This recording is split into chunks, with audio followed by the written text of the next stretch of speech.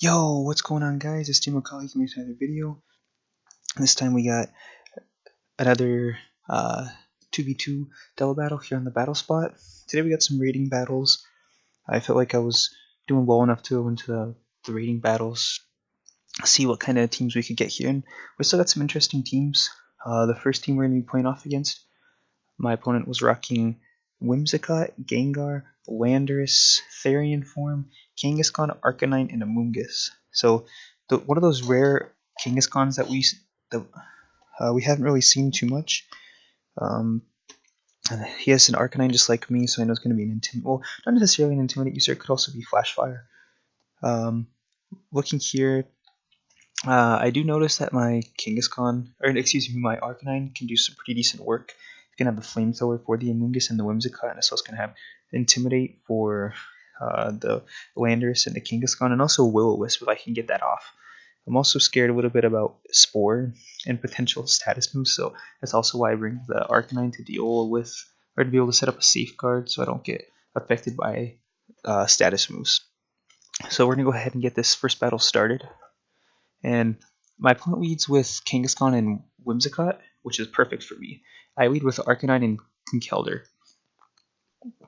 So right away, I get an Intimidate off on this Kangaskhan, and I threaten both his Pokemon. I can get a Fire type move on the Whimsicott and a Drain Punch onto the Kangaskhan. So his Kangaskhan switches out, which is somewhat what I was expecting. So that's why I didn't go for a Will-O-Wisp in that. So I was like, he could switch in the Arcanine, which wouldn't affect it, and if Arcanine's carrying Flash Fire, that just boosts his special attack. So we're going to see straight up he goes for the Tailwind, which I found interesting. I think it's the first Tailwind I've seen on the double, outside of VGC 2016. So I go straight for the Safeguard. I didn't know if this thing wanted to go for a Grass Whistle or what. And I just go for the safe Drain Punch into where the Kangaskhan was. And even with Intimidate, we still do about 50%. So depending on the roll, we could knock it out again. I was kind of fearing this a little bit, the Encore, but I felt like it was kind of the safest way for me to go for. Most I went for Flamethrower on the Whimsicott. So I still think it was a good play. He goes straight for the Flare Blitz, and so I went for a Flamethrower onto Whimsicott that turn, obviously, but due to the Flare Blitz recoil, I am able to knock out the Arcanine with another Drain Punch. So we already picked up a pretty easy knockout, but unfortunately Arcanine is not going to be doing much right now. So he goes back into the Kangaskhan, which I found interesting. I figured he must not be comfortable with this last Pokemon, but here he does switch out his Whimsicott. So I'm assuming the Whimsicott only carries like some sort of status move, maybe Swagger, I have no idea. But I decided here that I wanted to switch out Arcanine to get an Intimidate off on the Kangaskhan. And also with the Whimsicott, I didn't know if it would be carrying a Fairy type move, but I figured even if it wasn't, a good Metagross switch-in would be nice here, especially if he was going for like a Sucker Punch or something, or pretty much I'm going to be able to eat up anything that this Kangaskhan wants to throw my way, because I'm most likely going to resist or it's going to do minimal damage. So he goes for return, so after the Intimidate it's not going to do very much. I have decent natural bulk on the defensive side, so I'm going to Mega Evolve here. And there's a few things that my opponent could go for here.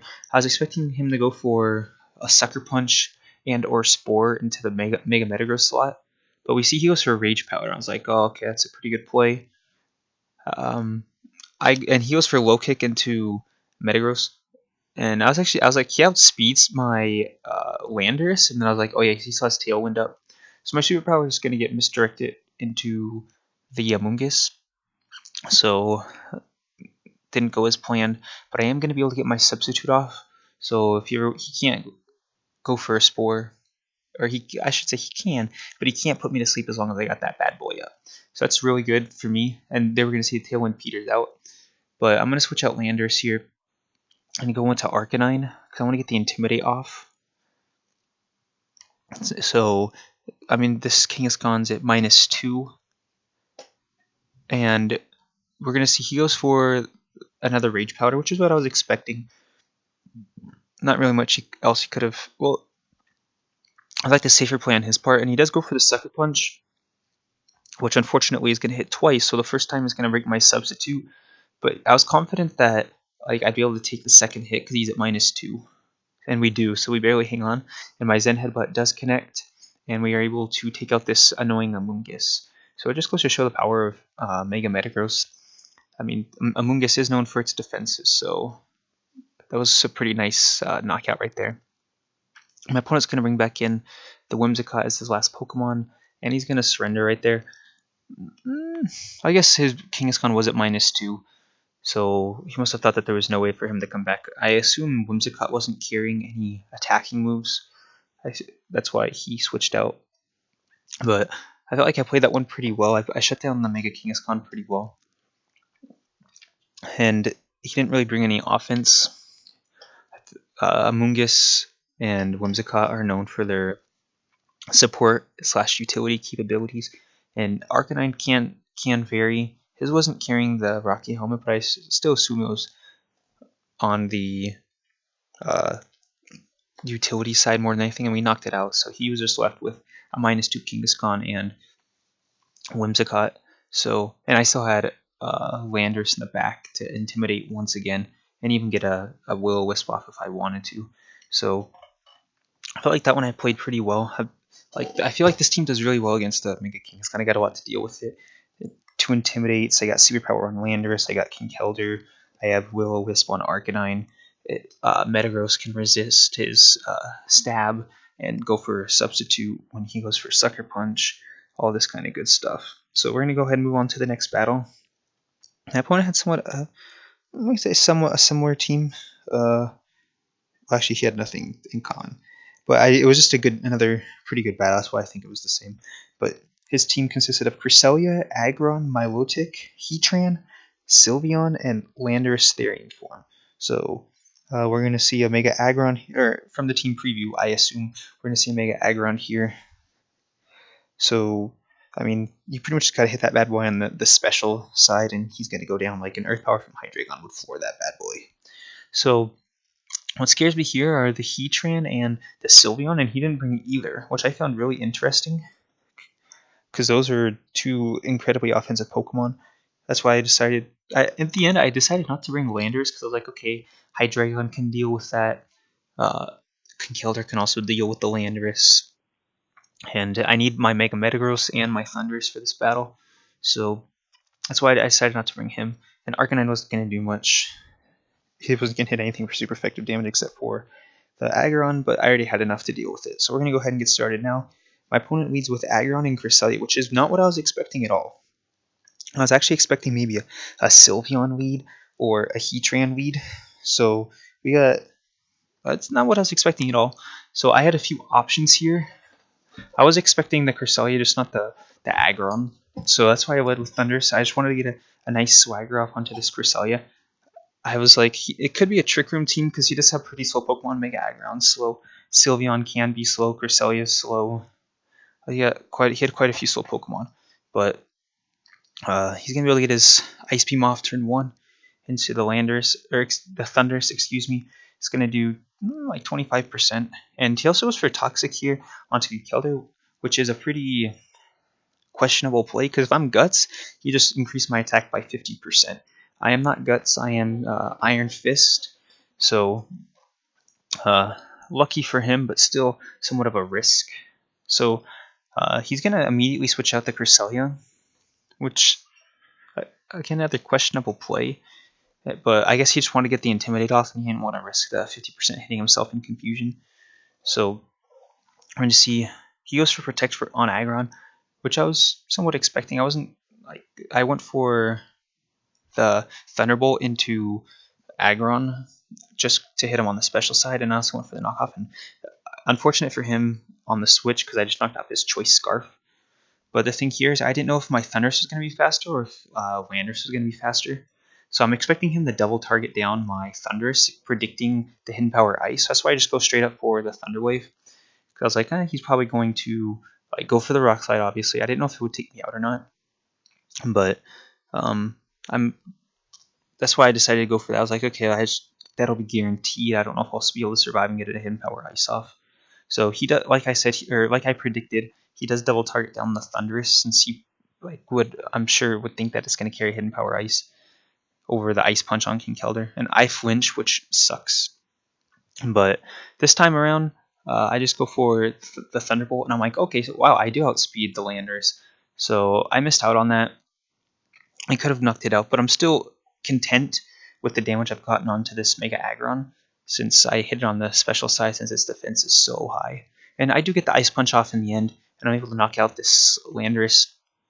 So it's a 1-for-1 knockout, and this Aggron's really low. Another Drain Punch would probably do the trick. And we see the Earthquake here, so I was thinking that's actually a pretty, or it can be a risky play, because if you missed Rock Slide on Thunderous, it'd stick around for another turn. So he's probably just trying to get as much damage off on Conkeldurr as possible. Unfortunately for him, he doesn't knock it out. I stick around with 1 HP. So, I mean, if he has Protect, he can just double Protect here and he'll get a free knockout. It also means I get a free switch in. So, I decide not to, or I don't even have Protect with Conkeldurr, but I decide not to switch him out or anything. I just go for the safe play, which was, and here I set up the substitute, predicting a Will-O-Wisp from the Milotic. And he does go for Icy Wind, so it was a good sub, since my speed is not going to get lowered, and he's not going to break my sub either. He's going to pick up the knockout on Conkeldurr, which is fine. I just went for, I don't know if I went for Mach Punch or Drain Punch that turn, but onto Aggron, so it doesn't even matter. And here I go for the Zen Headbutt. We deal just under 50%, and I get the Earth Power off on the Aggron. Even if that probably would do at least 80% to this thing. So his Mega's gone, and the Cresselia is going to come back in. So as I was in team preview, I pretty much thought, like, as long as I can get rid of the Sylveon, Hydreigon will win me the game, since it would hit Aggron for super effective damage. It would hit Heatran for super effective damage. It would hit Cresselia for stab, super effective. So that was kind of my idea this whole time. So there I went for Zen Headbutt on the Cresselia, not even thinking. I wanted to go for Meteor Mash, but no, excuse me, I went for Zen Headbutt Dark Pulse in the Milotic to knock it out, but he went for Protect. So this time right here, I will go for Zen Headbutt in the Cresselia. I try to double target it down since it has the Ice Beam, but I miss, which wouldn't have mattered. I wouldn't have knocked it out anyways. But I wasn't thinking as I was clicking. I was just, I'll just get this done really quick. And we see Milotic has Recover, which is absolutely fantastic. And Cresselia is just going to keep going for those Ice Beams. So I want to knock it out, since Icy One would take a long time. So I Protect here, since I pretty much got one more attack, and then I'll be knocked out from Life Orb. So I have to think correctly which one I want to take out. So I get my Meteor Mash off, and I was like, okay, it's going to be a knockout. It just barely holds on. And we see it's Rocky Helmet, so it's most likely on the physically defensive side. And the Icy One's going to come out. Luckily, the Protect and the Sub are going to save me. I'm not going to get my speed lowered at all. And we see Cresselia has Moonlight. Fantastic.